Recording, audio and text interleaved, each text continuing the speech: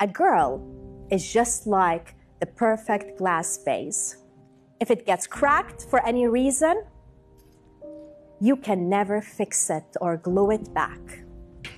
It will always be seen as cracked.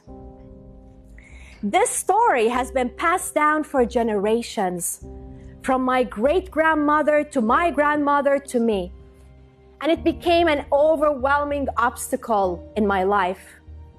But I followed all of that. I did exactly what was expected of me. When I was 19 years old, I got engaged through a family introduction to the most eligible bachelor in the community. My parents were thrilled. His mom was the one who arranged the introduction. She introduced us, we got married, and we moved together to San Diego, California to follow his career aspirations.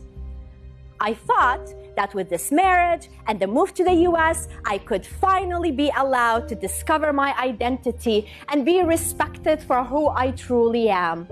But to my shock, the expectations never left. They were actually bigger. And I was expected to do more and more to maintain the perfect image. I felt living in it like a property. I was expected to just serve him and his family. I wasn't even allowed to speak to my parents other than 20 minutes a week. I was terrified of staying in that relationship, but I was also afraid to leave. I felt that my life was over. There was nothing to live for. And I wasn't even 25 at that time. And that was the moment that I decided that I'm gonna feel the fear and I'm gonna take action anyway. I packed and I left. I went to bed that night knowing that I cracked the vase. And as terrified as I was, I knew that I made the right choice.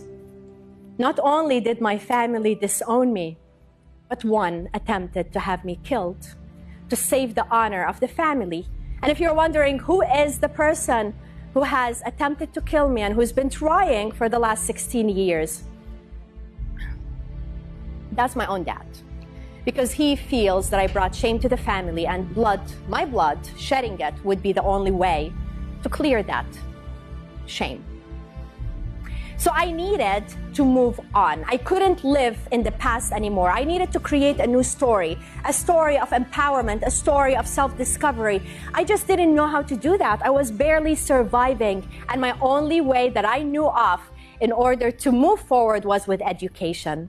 So I enrolled at the University of San Diego. Less than a year later, I decided to start applying for jobs, and I just wanted to practice interviewing skills. Every single company I applied for, they gave me an offer, including IBM, to their leadership development program. I was so terrified of leaving San Diego, terrified of leaving the past behind, terrified of proving myself in this big company.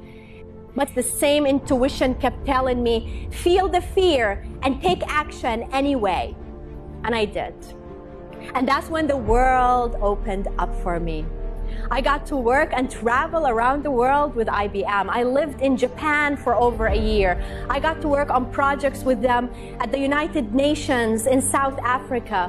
I got to lead global teams. And every day I would wake up, I would remind myself to feel the fear and to take action anyway.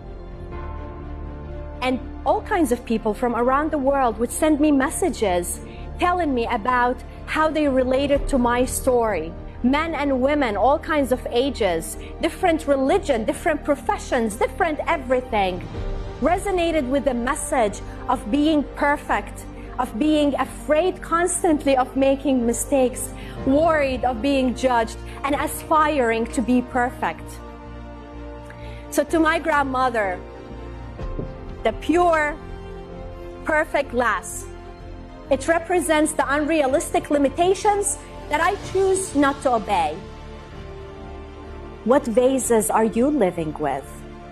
Who told you not to follow your dreams? Who told you not to be yourself? What is holding you back? We can continue to live in fear and keep the glass vase perfect, or simply feel the fear and take action anyway. Smash it with all the fear, the worry, and the shame that it represents.